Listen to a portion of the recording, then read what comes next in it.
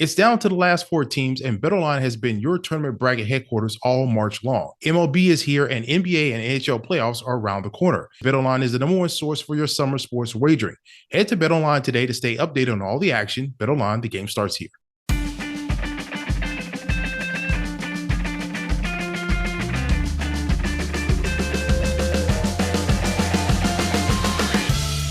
Welcome back to the Media Roundtable Special Edition.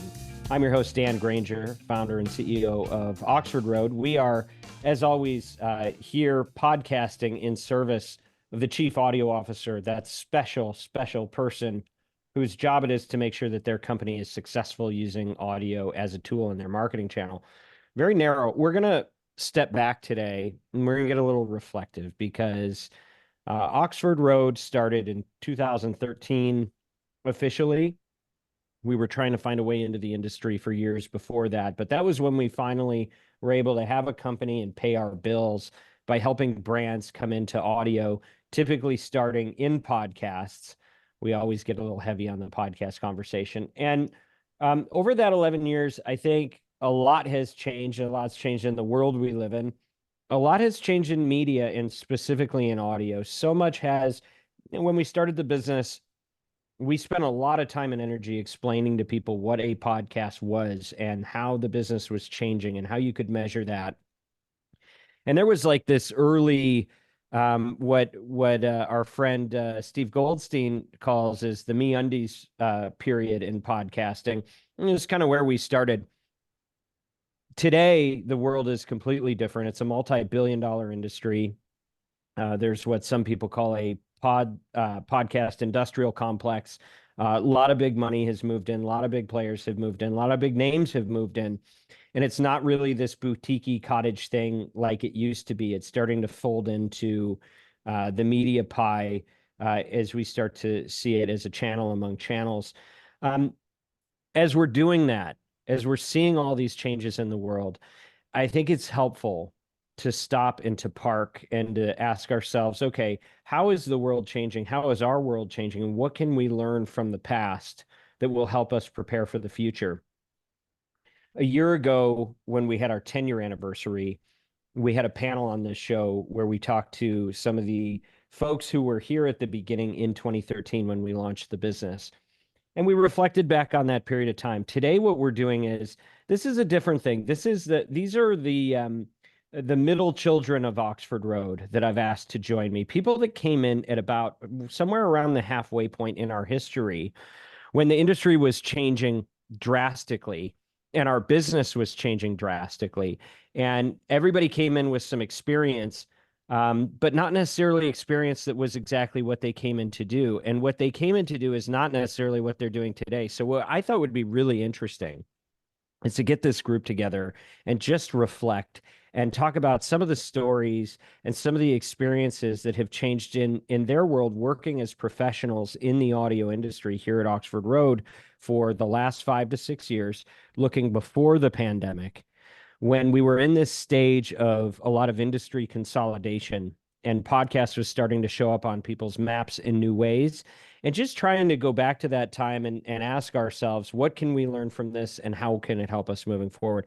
To have this conversation, I have 3 special individuals who have agreed to come in and share their perspectives. And that is Giles Martin, EVP of Strategy and Insights at Oxford Road. Giles, it's wonderful having you here on the show today. Hello, thank you for having me. It's my pleasure. We have Ricardo Martinez Simental. I never have to say your last name. Did I even get your name right? Spot on. I script 5 years, 6 years. I can't believe it's been 6+ years. I've never had to say your last name in full. So Ricardo is one of our leaders working directly with some of our accounts. So he's a VP of Client Services here at Oxford Road. And then we have Melissa Altamirano, who is operations manager. She oversees a number of different functions at Oxford Road. She's worn probably as many or more hats than anyone in the industry, or at least at this business. And so excited to hear your perspectives, Melissa, since you've been working directly with clients, you've been working directly with the operation, you've done a lot of work in the brand safety and suitability end of the business. So glad to have you coming and being willing to share your experience as well. Yeah, thanks for inviting me. Happy to be here. All right, so welcome everybody. Let's get into the stuff here. So I'm going to start with you, Ricardo. When you look back on the day you started, you had already been a practitioner in media. You knew how traditional media worked. You knew how direct response media worked. Audio was a little bit new. Tell us about the world that you walked into when you came here. Oh man. So first off, like when I walked into Oxford Road, I had a 1 month family vacation planned to Italy. Everybody So does. so I said, hey, let me start later. But it was like, nope, we've got unlimited PTO, so you might as well just dive in. And I did. It was nuts. There was so much to learn. You're right that I'd been working in direct response uh, for years. Like I had over a decade of experience already in direct response marketing and data analysis and all that.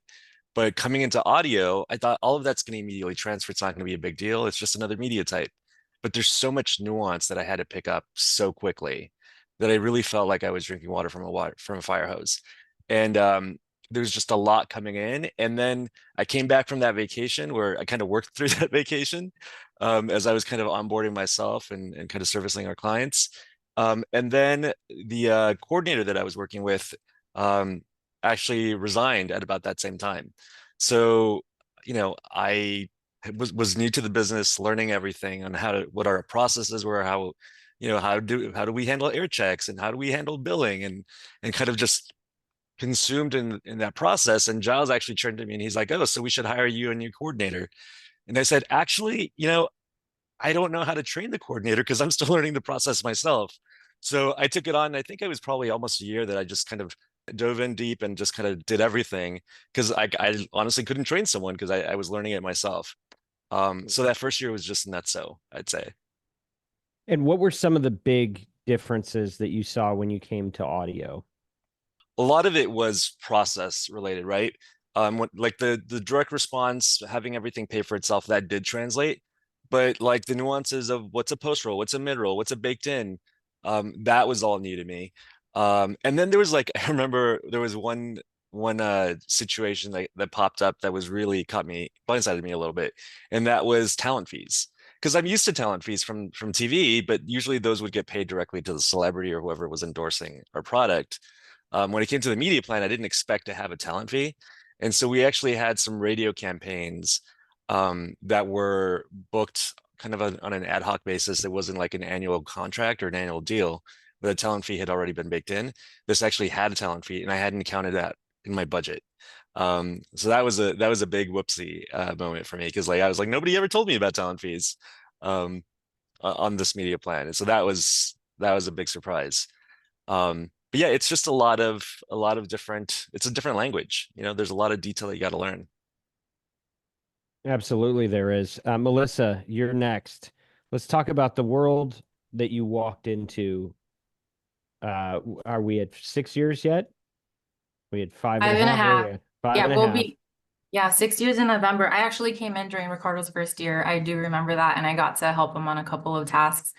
But I came in, and I don't think the role was clear for me either. I came in as an account coordinator, and I was a floater, funny enough, because I feel like I kind of still I go where I'm needed, but started as a floater account coordinator, ended up helping Ricardo on a couple of things, media on a couple of things, and that's where I really learned the business because I got exposure to a couple different sides of the business at the same time. But it was fun because it was new, and I'd never worked in paid media before. I'd always done like organic, done a little bit of PR, social, but like it was the first time that I was exposed to direct response. So everything was also new to me.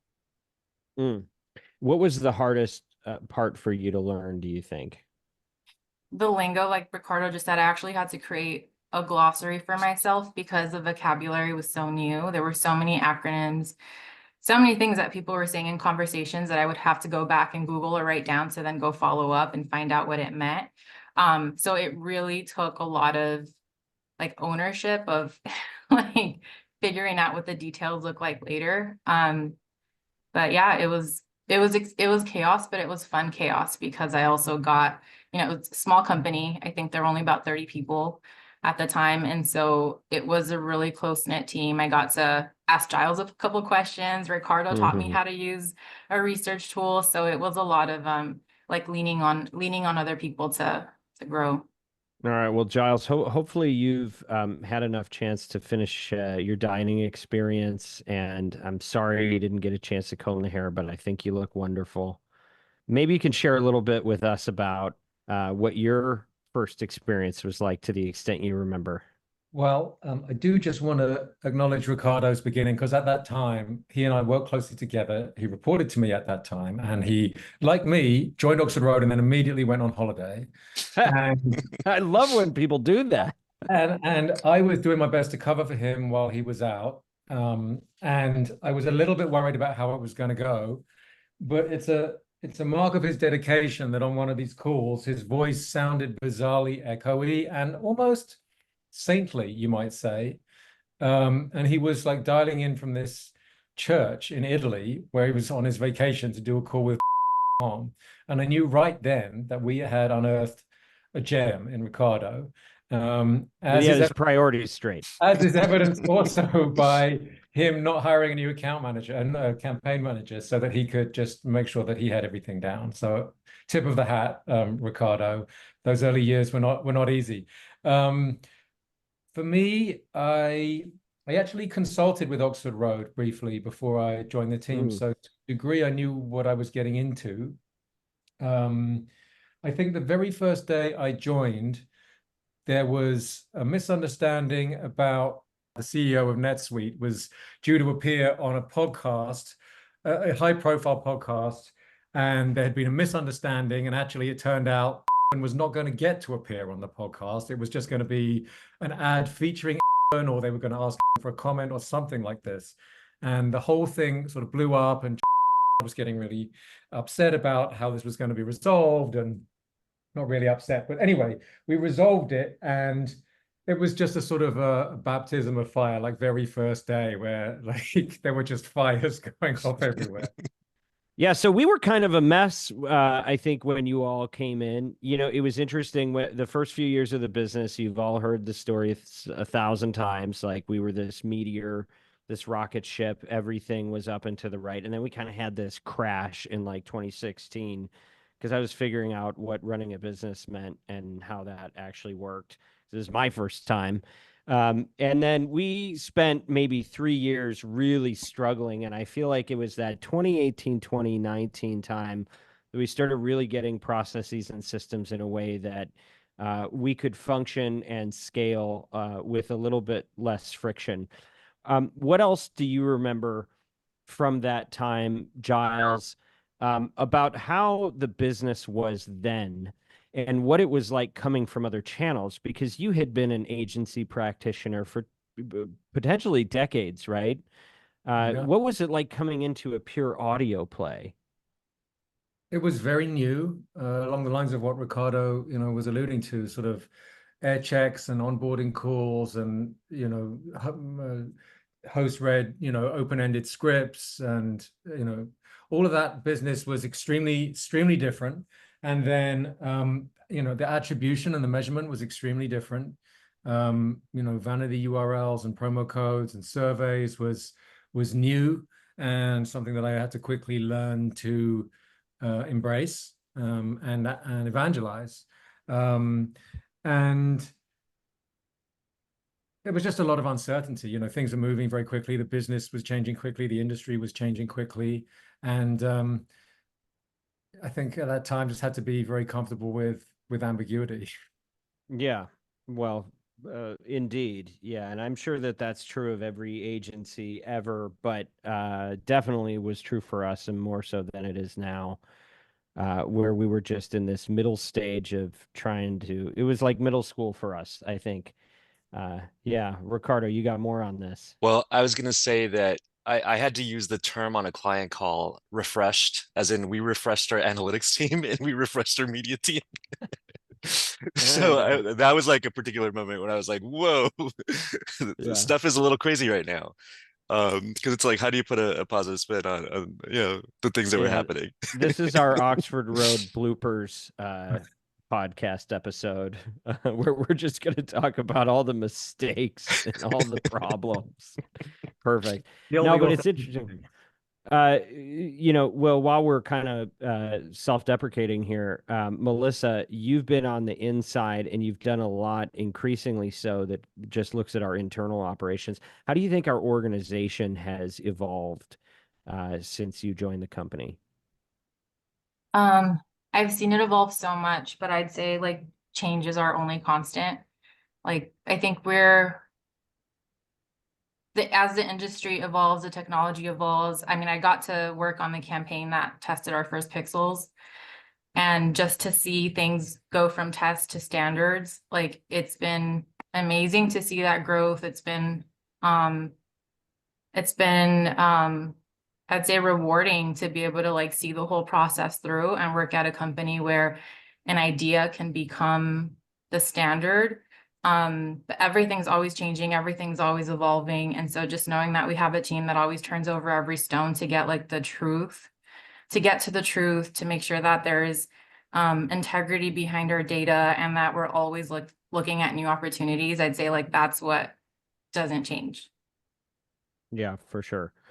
And And I feel like there's like one of the things that was so different for me in coming into audio, like there was such a sort of more sort of, I don't know if hustler is the right word, or sort of entrepreneurial, or in terms of the relationships with the host and the media partners and the talent. Like if we weren't getting the performance that we needed, we're sort of on the phone with people, like figuring out solutions, working out what we can do, coaching people, incentivizing people. I don't know what we're doing. Like we're just, whatever we can do to sort of try and get, extra performance out of the media. Like it's very different from something like TV where you don't have those levers to pull in the same way. You don't have the same direct relationships. You can't necessarily, come up with the same types and degree of creative solutions that we could at Oxford Road. And I was pretty struck by that. Yeah, that really rings true for me too. I mean, I'd been buying Fox News for years, and I'd never been on the phone with a Fox News talent until I started at Oxford. And guess what? Like within a month of being here, like I was on the phone with Glenn Beck or Sean Hannity or any number of hosts.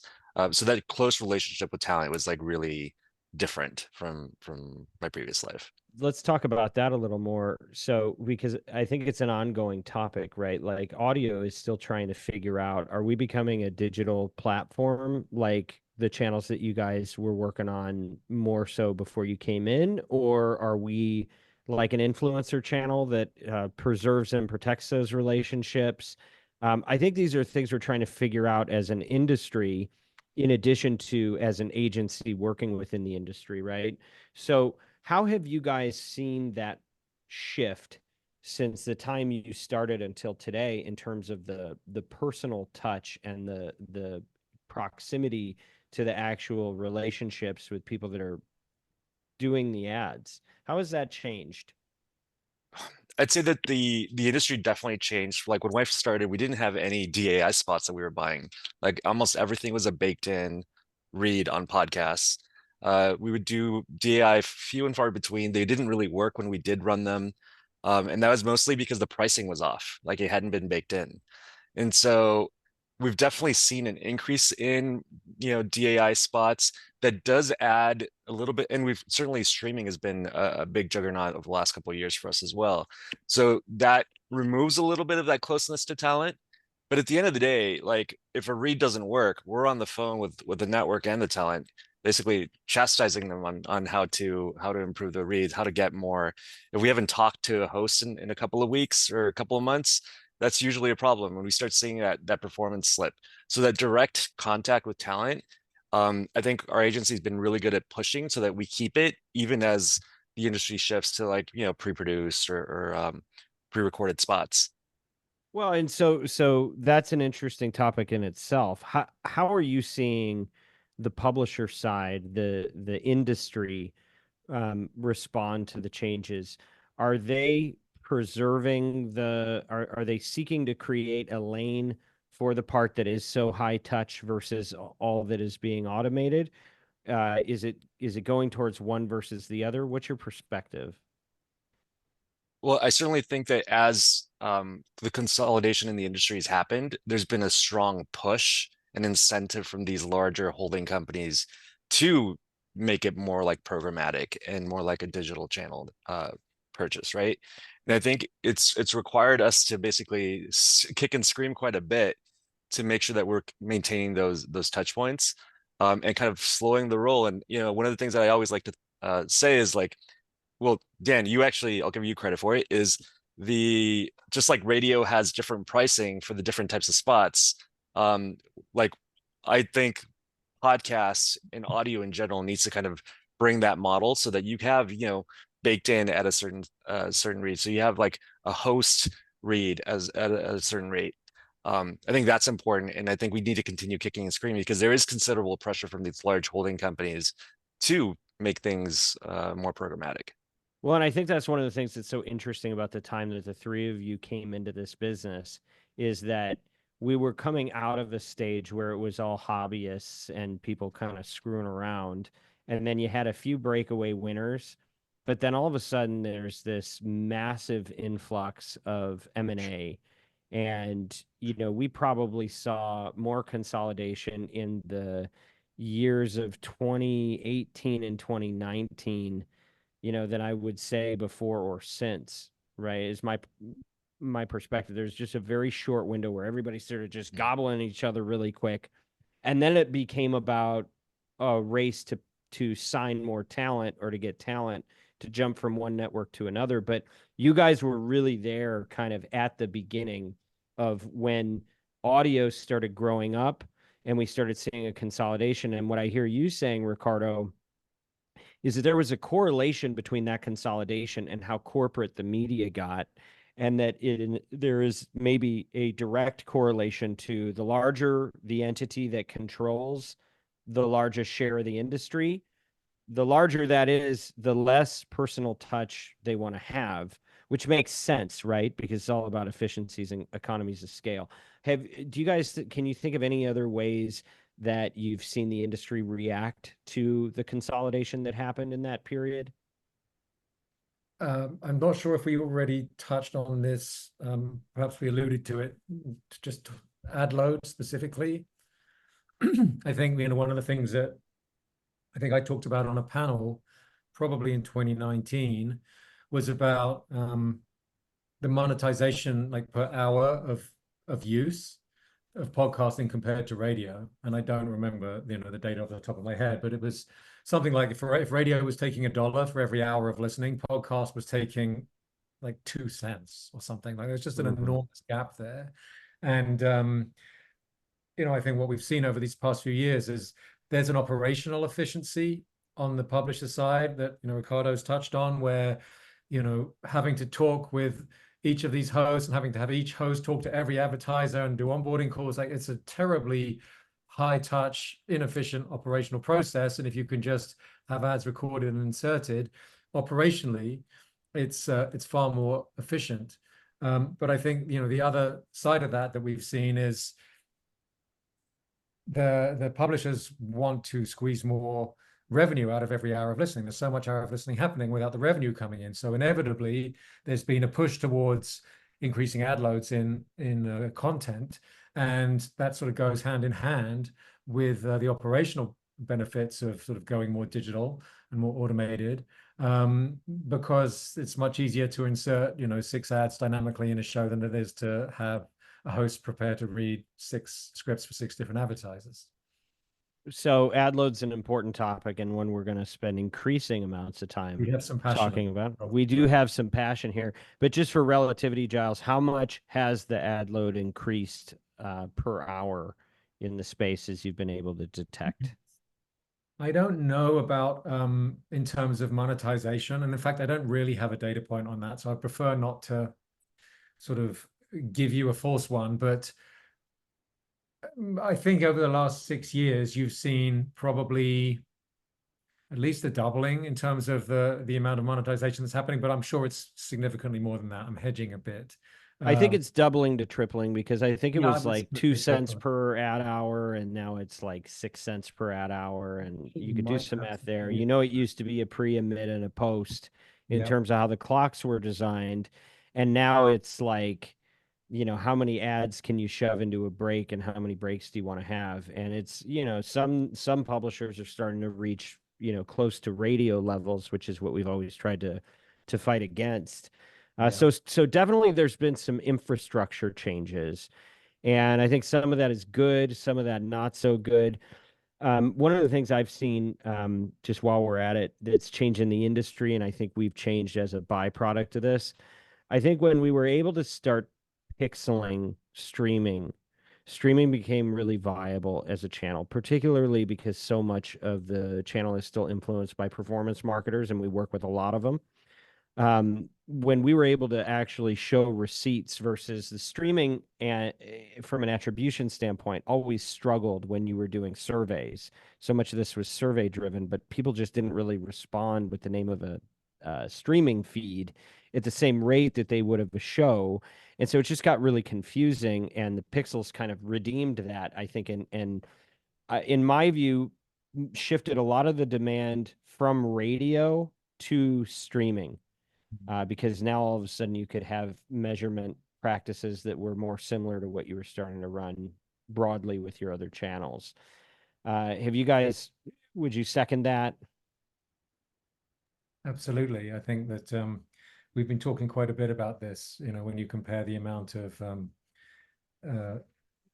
money spent in audio channels versus the amount of listening. I think that streaming is really opening up more and more dollars because we're able to get clearer signals from it. Yes, it does not lend itself well to a survey-based response type, and I think for years we failed to get that to grow. And radio, that one of the reasons that audio channels sort of struggle with that gap between time spent and spending is radio can be a difficult channel to measure. Like, you do need to use surveys or promo codes or holdout groups or MMMs, and all of those have challenges. I mean, all measurement approaches have challenges, but some of those can be more off-putting to marketers than others, I think. And shifting dollars, out of radio into streaming is in many cases an easy and probably a sensible option, in the sense it allows you to get results relatively quickly.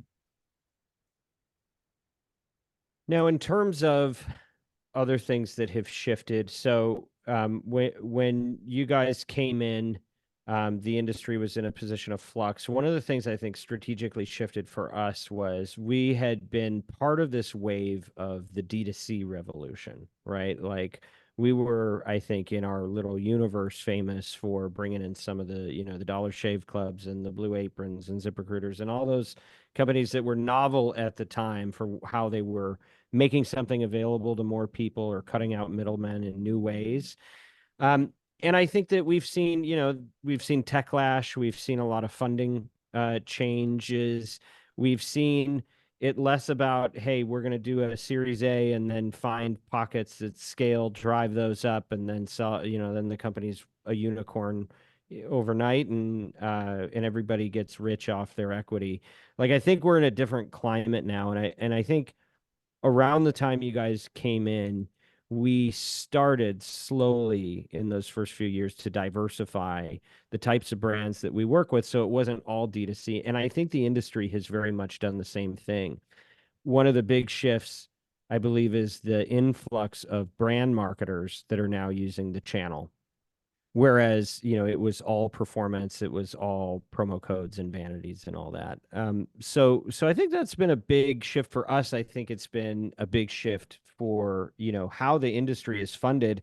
And I think that the solutions that a lot of publishers are now defining what the future of this industry is going to be are very much reflective of not necessarily our past and who is trying to make it work, but where they want it to go. So I think there's more of an orientation towards something that brand marketers will want to buy than there is for performance marketers, which is somewhat concerning, on behalf of those brands that still are measuring performance.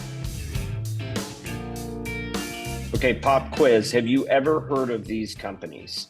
Shopify, Bayer, Oracle, Indeed, Masterclass, Babbel, Tommy John. We could go on. I don't just host the Media Roundtable podcast, but I have the good fortune of being the CEO of a company called Oxford Road, where we are the world's leading independently owned and operated agency specializing in audio. Think podcasts, radio, and streaming. And what that means is that we get to help great companies, companies worth fighting for, grow with audio advertising, whether it's podcasts, radio, or streaming, and all its various tentacles. This includes media planning and buying. We do analytics, attribution, and insights. We also have a special way that we deal with creative and copy generation. It's our own proprietary process called Audiolytics that allows us to score ads for their persuasiveness. Bottom line is, we don't just work here. Audio is our passion, and we want to lead this industry to new heights beyond what we've ever seen so far. That's why we've been leading the industry in brand safety and suitability, and actually bringing you solutions to market so that you can evaluate the way that you get placed in a show so that it matches up with your values, in addition to avoiding the things that you know might be problematic for your brand. If you're a chief audio officer and you're looking to get best in market performance at maximum viable scale, do get in touch with us at oxfordroad.com. Or if you love audio and are strategic, relentless, and looking for a career change, consider joining our mission as a fellow agent of influence. Just flip us your resume through oxfordroad.com. And if you're working anywhere in the audio industry and you're serious about this business, make sure you go to oxfordroad.com, easy to spell. Sign up for our free newsletter, The Influencer, at oxfordroad.com. And make sure you mention that you heard about us on the Media Roundtable podcast.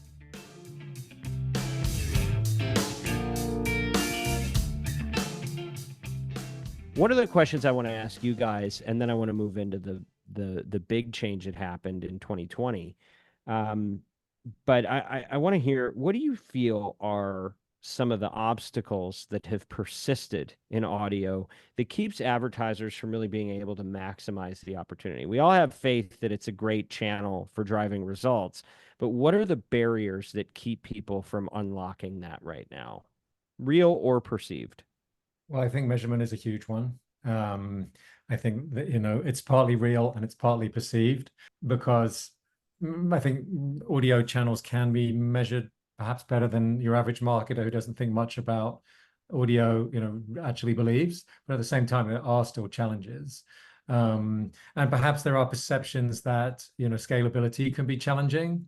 And again, if you're sort of trying to dial up a full-scale national radio campaign, I mean, yes, potentially that could be challenging, or break out, across multiple local markets. Like, that can be difficult to scale. But as we've talked about, the industry has digitized a lot, and there are, increasingly feasible opportunities for rapid scaling. So I think those are two areas where there are obstacles. And also, I think we don't often talk about, but just sort of, maybe there's not much to say about it, but just sort of habit and sort of ingrained, ways of approaching marketing. Audio has, since TV came in, like TV, and if you go back to the 50s and 60s, like print, like they're taking the lion's share of advertising dollars, and then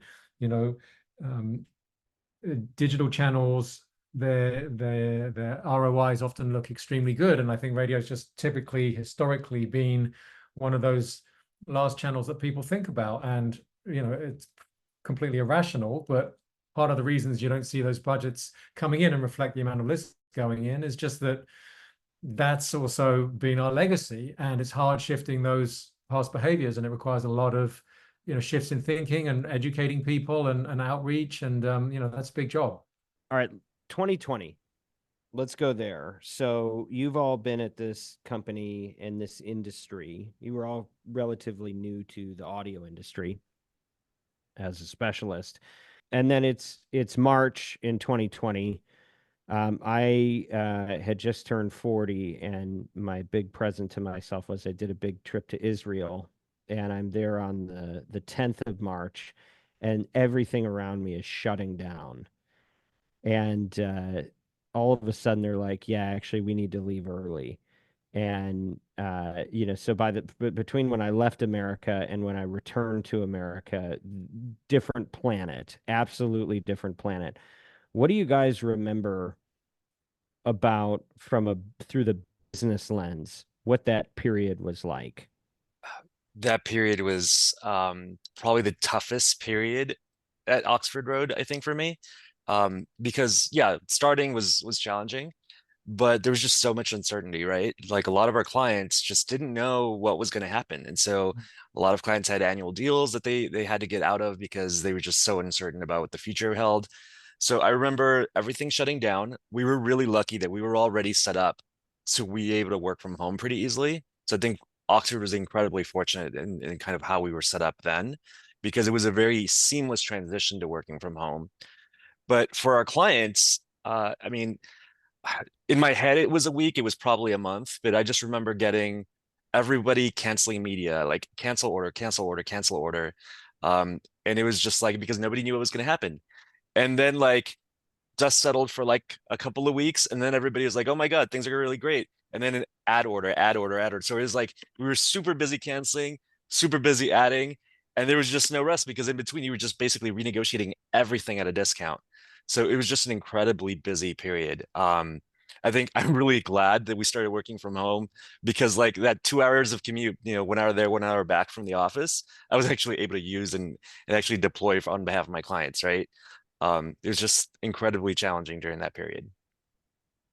I remember being in on a couple of accounts where some of our clients were in the like online grocery category, and some of our accounts were just blowing up.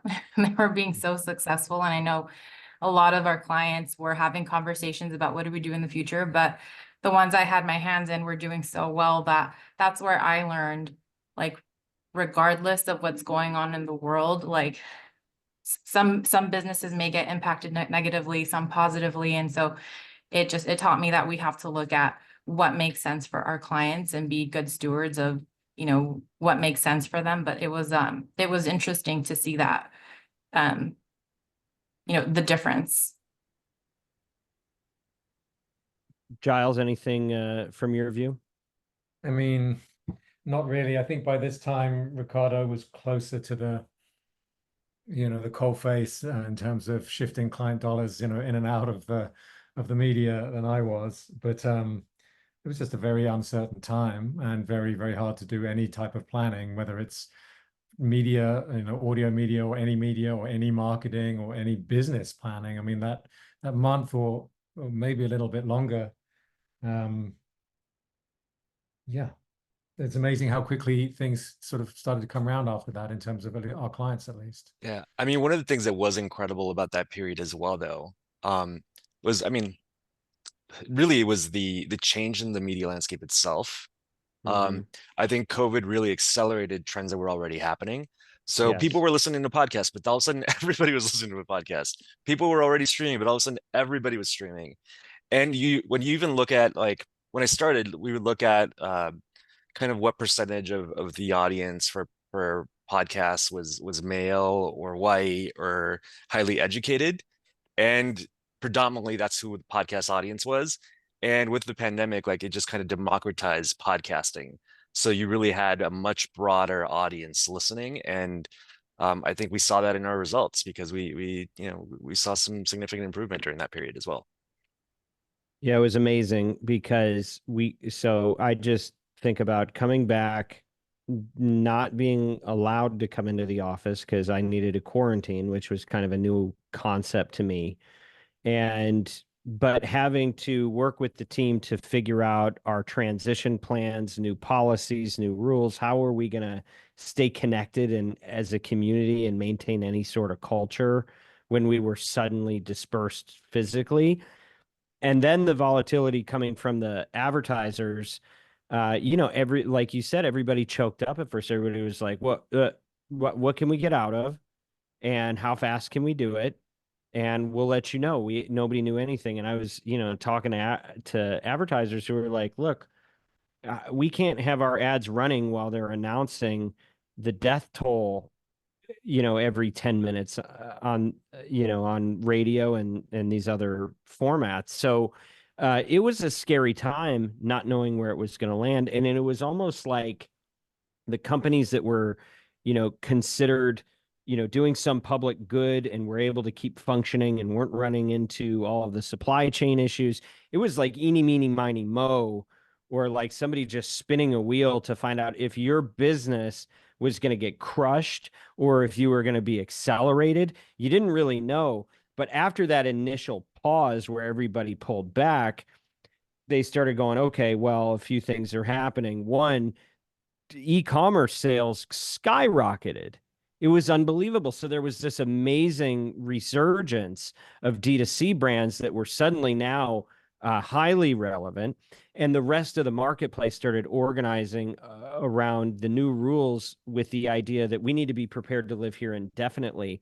And so I think the way that we worked with campaigns changed, the ways that we had to think about what copy we were trafficking changed, our sensitivities around that copy and around those environments changed, and then exponentially compound that by the killing of George Floyd and the Black Lives movement, Black Lives Matter movement, all happening at the same time. So it was like we were learning very new ways of doing business in a very short period of time and having to adapt. And that's actually why we started doing this podcast. Originally, it was a pilot to say, okay, we know there's a lot of changes in the marketplace. How can we create a bit of a daily bugle or weekly bugle to say, these are the ways you can adapt to take advantage economically from the changes that are happening. But then after George Floyd, it was like, okay, we don't even know how to talk to each other, and language is being reconsidered and alliances are being reconsidered. And this notion of brand safety was never a topic on calls or in pitches for 6, 7 years, 8 years. Suddenly it's the only thing that we're talking about. We're having a lot less conversations about ad performance and a lot more about the suitability of the environments where brands were showing up. And we had no tools to measure that by. So I saw a lot of kind of chaos. I think we were small enough as an organization that we were able to pivot pretty quickly. Like you guys are saying, I think our size at that time helped us because we were kind of in a rebuilding stage. But, since that time, I believe we've probably tripled the size of the agency just through growth. And I think we've been fortunate in that we were able to not only grow from the tailwinds of everybody jumping into the arms of D2C providers, but also I think we've been able to pivot a few of our practices and embrace some of these challenges like we have with brand safety and suitability that's allowed us to adapt a little bit. But that was a crazy time. I mean, all of the rules changed. I mean, how long cumulatively have you guys worked in media? I mean, decades and decades. Had you ever seen the rules change so quickly in any part of your life before, No, it professionally? was so nuts, Dan. And add to that I bought a home that I then immediately like started demolishing walls on. And yeah, it was like personally, like life was crazy, professionally life was crazy. We had, unfortunately, I had a lot of people in my family die. And between my husband and I think we've counted about 15 deaths because of COVID. So pretty tough. So yeah, it was just nuts. Just nuts. Yeah, and we're all dealing with our own versions of the personal toll that took, right? And at the same time, we show up to work and we have to put on our game face and set all of that aside and try to figure out what's the new dance we're all doing here and how do we adapt to that. But from a human toll standpoint, I don't know. I think it's going to be decades before we can really even quantify the emotional impact and the trauma that the whole world really felt to different degrees. But the business environment doesn't really allow that long a view. We all have to catch up and deal with this quarter and this quarter's performance, right? And so, yeah, it was it's amazing to think of the times we've gotten to live through together and to see the way that the industry has changed. One of the other things that has changed, I think, and really happened during the pandemic was podcast was this cool new buzzy thing. It was kind of an outsider thing that you could be in on. But then when the pandemic happened, all of these people that were professional entertainers had suddenly all this time on their hands. And suddenly the idea of production quality and expectations and standards, we had national shows with massive TV budgets, now all of a sudden coming through a Zoom camera. I mean, they were doing the talk shows and cable shows and Tonight Show, like Saturday Night Live. It's all coming through a Zoom now. And so the cost of manufacturing content plummeted. The available resources to manufacture that content, exponentially increased. And you've got millions of podcasts coming out, and some of the most famous people in the world who are successful either from stage or screen or any type of accomplishment now doing a podcast. And all of a sudden we're like finding ourselves in the middle of this. And then there's been a correction since that. So how do you guys think the industry of audio was helped by that influx, and what lingering kind of headaches do you think are carrying over? Well, I think it's that and the consolidation combined put a lot of price pressure on things, right? Um, because if you have, this grade A talent, that you have to then pay for, and some of these contracts for some of these shows were pretty ginormous. It put a lot of pressure on our networks to monetize and recoup some of that investment. So I think that was a pretty big change. Yeah, I think if you've got to pay those types of talent contracts, you've got to charge a lot for your media. So Yeah. that's certainly not something that I appreciated too much. Well, I think that we all benefited from the headlines for a while. And then I think a year ago there was a hangover from that, because then it was the news about everybody scattering and, oh, look, this didn't work, and oh, look, that didn't work. But I think it was good branding for a while. And, I don't think we have to explain to people what a podcast is much anymore. And I like that, we had a real opportunity to bring in the best and the brightest here. And what's kind of interesting is seeing it now get filtered, uh, because uh, because not everybody that's talented as an entertainer is necessarily talented at a podcast, or willing to do enough hundreds of episodes to actually make it good.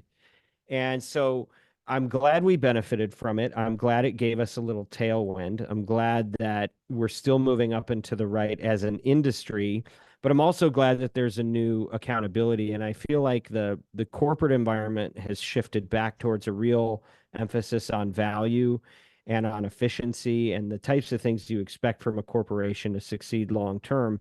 Those rules are now back in place. I think we suspended them for a little while in the exuberance of all the money that was flowing around and just how crazy everything was. Now I think you're seeing people return to real fundamentals. And before a network goes and plunks down 100 million on an asset, they've got pretty good reason to believe that they're going to recoup that if they're going to make the play, versus people just going, well, we got to pay more than the ones across the street. So I think that's been a big shift. We're running out of time here, guys. So why don't I just ask you guys one blanket question to bring us home? And I want to focus on the positive here. We know we've had our share of challenges internally, externally, personally, that we've all had to overcome.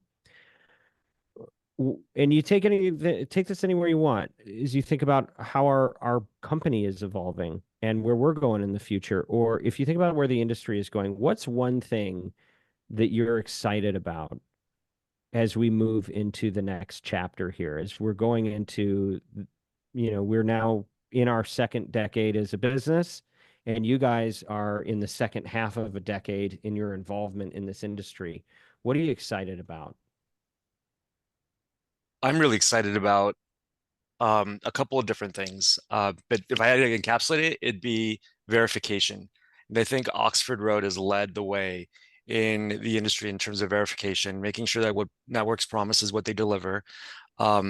that the content that they're delivering meets, our brand standards, safety guidelines. Like, I just trust but verify, and I think we've been leading the way there, like having really good relationships with our network partners, but also verifying that everything holds up. Yeah, the first place my thoughts went to were just the team that we have here. We've had a lot of great people come in and out of the doors over the 6 years I've been here. I feel like the team that we have right now is not only the strongest that we've ever had, but also, we have the mantra growth everywhere, growth always everywhere, even if it hurts. And I feel like the 6 years I've been here, I've seen so much growth amongst other team members here, and that's reflected in how we go to market and our products. When we think about creative, for example, we've got so much learning and growth and expertise in behavioral economics and the psychology of decision making, and how to nudge people, using the Thaler and the Daniel Kahneman sort of work that's been done and that's been so influential in marketing. But we're really taking that and applying it to audio, and that's just one small example of how as individuals sort of we've grown so much and learned so much and really expanded our horizons so much, but also how we're able to bring that growth to market as well, in terms of the products and the services that we're delivering for our clients, which are also improved in a correlative manner. Melissa, how about you? Yeah, I'm excited for everything that's coming next. I think we've gotten to see a couple of things, right? So like with Pixel, with brand safety, with media reconciliation. I remember being on the phone with some vendors and asking questions about, how do these systems, or how does this process account for where the industry is going? And some commentary I've gotten back is like, you're the first ones to ask us this. So I think like knowing that we, like as a team, approach whatever's new in the space and try to make sure that it's the best solution for our clients, that we're jumping in at the right time, that we truly understand what's behind it. Like whatever comes next, I feel like we're going to be on the ground with our clients and really making sure that it's that we're approaching it the right way. So I mean, technology is evolving. I feel like attribution is going to continue to evolve. Brand safety, we've seen a lot of that change, and I'm very optimistic about where it's going. But I also know that like regardless of whatever direction things go in or whatever comes next, that like our approach is always going to be to innovate. I appreciate that. And I think for my part, what I'm excited about is just continuing to kind of tend the garden where we've helped to plant the seeds, right? And I think the tech is going to keep evolving. It's going to do fancy things, and I think there's a lot tech is going to do to continue to evolve the canvas that is audio. As content becomes more dynamic and changeable, I think that's going to create really new, interesting ways of using sound to impact people in positive ways. And I think that I believe audio is the greatest canvas for the free and open exchange of ideas. I want to keep protecting that. And I appreciate that the people at this company are invested not just in our clients, even though our clients come first, but also for the industry and trying to push it toward what it needs to be and not the things that it could just fall into as gravity takes its course. And I think just to close, I would say, thank you, all three of you. Melissa, Ricardo, and Giles, you guys have been instrumental in a phenomenal comeback in our business. I love the way things are going, and you guys have all been foundational players in that, and you have paid a price for that, personally and professionally. You're probably paying a price this week, given all the activity that we have. But I'm glad to be in the trenches with you guys, and thank you for all the work that you've done to get us here. And thank you to everyone who has joined us here at the Media Roundtable. This podcast is brought to you by Oxford Road, where we want you to succeed in audio and use your influence for good. As members of the marketing community, we have the power to advance voices that don't just entertain, but edify, and to build bridges across differences around the most important topics of our age. If you're a marketer, you want to align your brand values with extraordinary business outcomes, reach out to our agency, Oxford Road, by visiting oxfordroad.com. Subscribe to our weekly newsletter, The Influencer. It's free. give us feedback on this podcast. If you have ideas or criticisms, whatever you got, feedback is the breakfast of champions. info@mediaroundtable.com. Check out Ad Infinitum, our creative director, Stu's beautiful love letter to the industry about how to do the best creative using real case studies from real advertisers. And special thanks to Bianca, Kyle, Haley, Ezra, Mary Jane, Everett, Neil, and the team at Podcast One. As always, influence responsibly.